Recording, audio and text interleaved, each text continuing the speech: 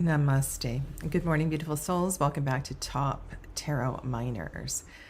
And today I'm going to share with you some insights, personal reflections, reflections from from deck creators about the Seven of Cups. I think this is a card that's very difficult to understand. One that I mentioned yesterday that I really believe the suit of cups is the most difficult suit in the tarot, and to understand this card is to really face your emotions, to understand what it really means to feel the fullness of 7 cups. And I have some very different decks on the table, and I want to start with a few reflections from Rachel Pollack. In her deck, the suit of water is called Rivers, and she says that the 4 suits dance in and out of each other. Fire and water can be said to be opposites, for water will quench a flame, while fire can boil water into steam. And so we always must reflect upon the relationship among the cards, looking at, and for me, I'm always looking at what's going on with fire and water, and how is that playing into this. So for example, in this card, a lot of fire might speed up the flow of this energy. It could help to dry up some of this energy. I would wonder if it could cause something to boil, quite literally as well too. Water flows and changes, so that we find several cards of adjustments or emerging from one state to another. Because water cleanses us and carries away whatever seems fixed and rigid, many rituals involve water. Compare, for instance, the Christian baptism and the Jewish ritual bath. The suit shows us 2 images of transformation in the 4 and 8. Okay, so let's skip there. Without any definite shape, water symbolizes the constantly changing forms of our fantasies. The 7 gives us scenes of wondrous journeys. Just as we cannot hold water in our hands, so we need sometimes to give our fantasies a vessel in the shape of action that brings them into reality. And so this is her card of fantasy here in the 7. It celebrates fantasies, their power in our lives, their great variety and their delight. Fantasy is an aspect of water which shimmers with images that come and go in a moment. And just as we sense vast worlds hidden in the depths of the unconscious, so the rivers and the seas conceal mysteries under the shifting surfaces. Fantasies here do not mean only the grand myths and fairy tales. They can be our personal fantasies, everything from daydreams of success or romance to the scary thoughts that keep us awake at night. And so she has several different objects within and on the banks of this river flowing. Some are flowing, some are observing the flow from the bank. And why is fantasy part of the why is it a key word for the 7 of Cups? And I sit and I think and I reflect, and I want to help my tarot students really unpack this. It's powerful, and it's not easy to understand. We can bring in Golden Dawn correspondences. So on the Tree of Life, 7 is in the Sephira, the 7th Sephira of Netzach, which is the planet of Venus. And so I feel that with this suit of cups and the energy of Venus, there is a richness of the flow of this energy. It's almost like we give it free rein. And it's like an orgy of the senses. We give way to the flow of this water. And you can see here that quite literally we give way to the flow of the water. All this water creates quite a delusion in the Chamonix tarot. And there is a giving way in all of these cards, and I will address and tell you what they are if you don't know them in a second. And so I think part of the answer is in the giving way and letting it flow. It is really important to embrace dreams and fantasy. And yet Rachel Pollack reminds us that she doesn't say you can't stay there forever. You can't. You need to do something with those fantasies and dreams. There is a step or an action that is called for, and that's what happens. We balance that in the 8th Sephirah when the mind gets more clear about what all of this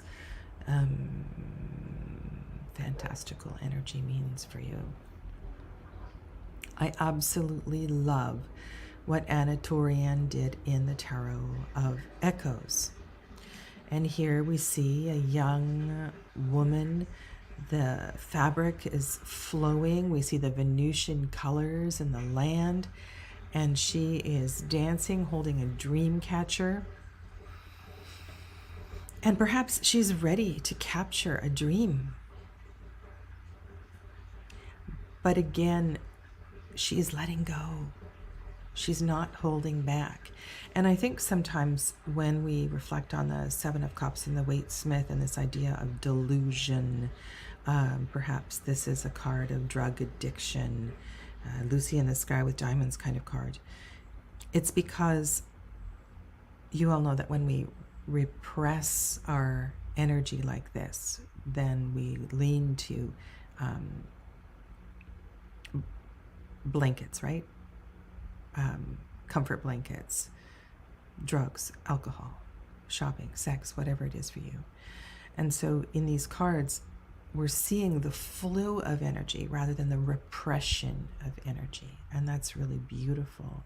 You see that as well, too, in the Red Seeds Tarot that is behind. Now, this is a very interesting, specific deck that journeys through the an initiation rite, the ancient mysteries that are connected to the Persephone and Demeter myth. But this card we can look at, it should be familiar, right? It kind of looks like, or you can feel that energy of the 7 of Cups. It's very fantastical.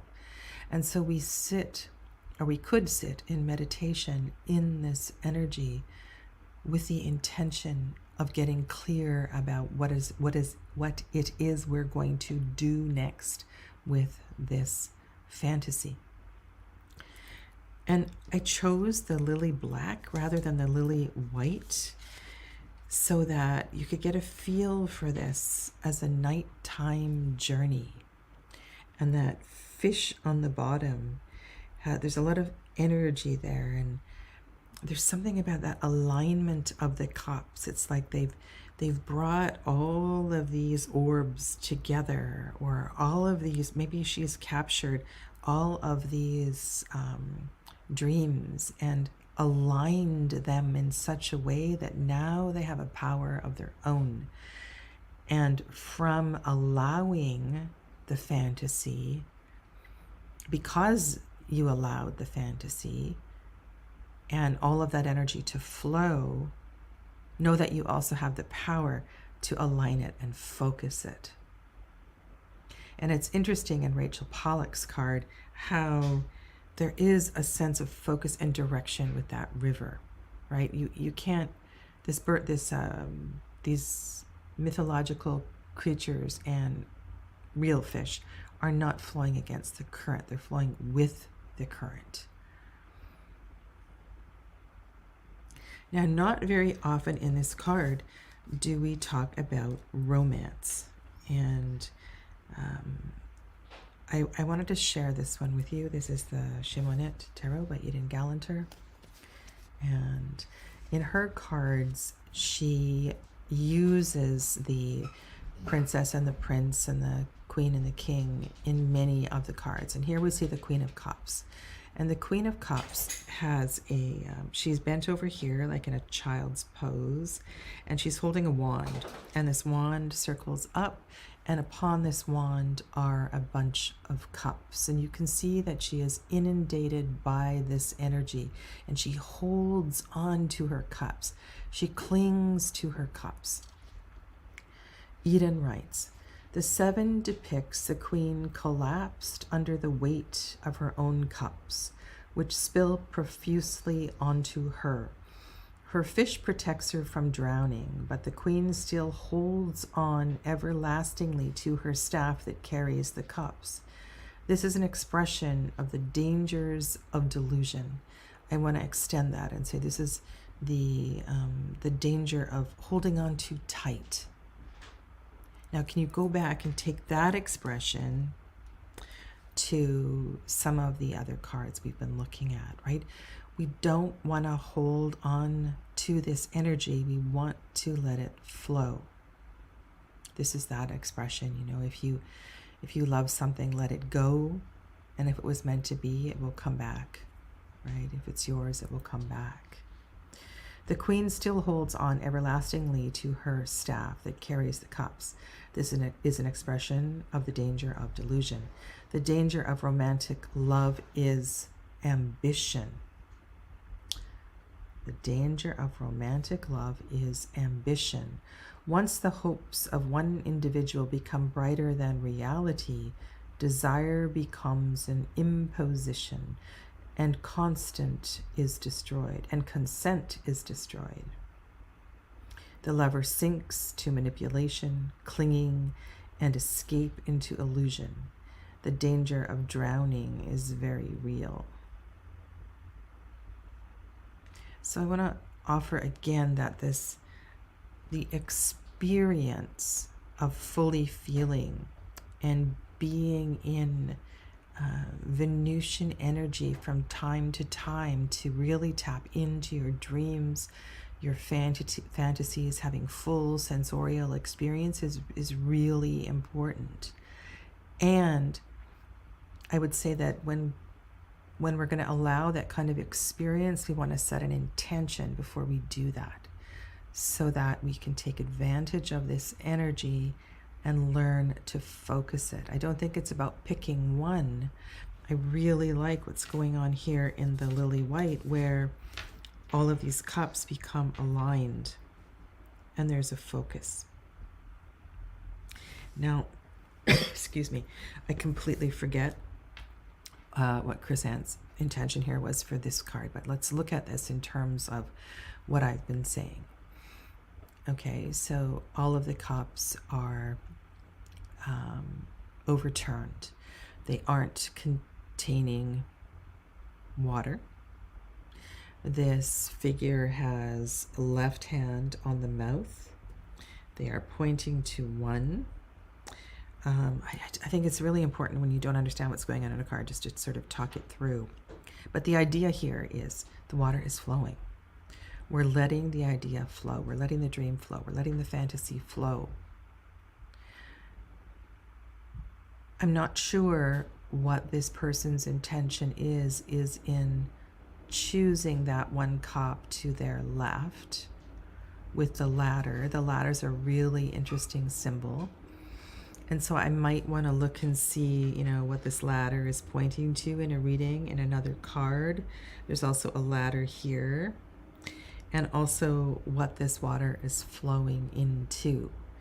But I think at some point we're going to want to capture this so that we can embrace this emotion for our greater good.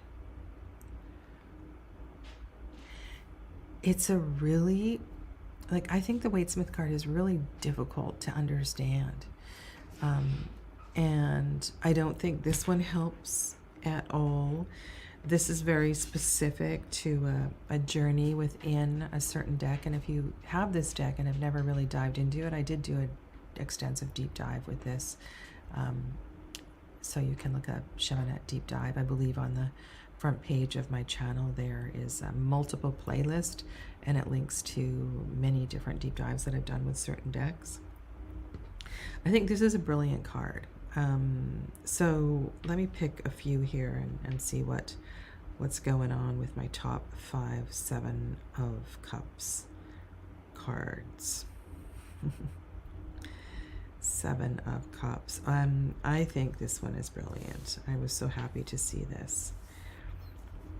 I did a little chat yesterday. I was talking, maybe it was, sorry, my days get all mixed up. 9 of Pentacles is also a Venusian decan. And it's a card that I want to look for alongside this card. I think it's really important to know which decans have this energy, because an abundance of Venusian energy can be really hard to manage. And we do want to harmonize it, embrace it, and dance with it, but also balance it. Yeah. So in the, whether these are clouds or this is a stormy sea, there's something about this card and the potential of aligning these cups that feels really important. And I do kind of get to that in the Tarot of Echoes card. Love the Rachel Pollack card. Yeah. And I'm going to go with the Shamanet Tarot, even though, I mean, we don't have to, while there is some pretty specific intention in these cards, once you get the gist of this deck, you can then go beyond Eden's descriptions and kind of sit with this energy. And so as I can also read this too, that she is surrendering to the water. And I love the fact that she's clinging to those cups and doesn't want to let them go. So that's a really big lesson here. You can also see that her body is within her fish, which is the sigil of the suit. It is her protector. So there's this spiritual energy that's going on here as well too. But all she needs to do is release that wand and let the cups float away, and then she will be able to swim freely. And perhaps one of those cups will return to her. So let's leave this one here as well too. Okay, so I hope, rather than confuse you even further, that some of these thoughts expand your awareness of the 7 of Cups. And I look forward to your feedback in the comments below. Thank you. Oh, left to right, one more time. This is Rachel Pollack's Shining Tribe. Not the current version, but the original one. Lily Black Tarot. This is by Celia Mailsville. Shamanet Tarot by Eden Gallanter. Tarot of Echoes by Anna Torian. And Linda Hill, I believe, is the creator of the Red Seeds Tarot and Oracles. Thank you so much. Take good care. Namaste.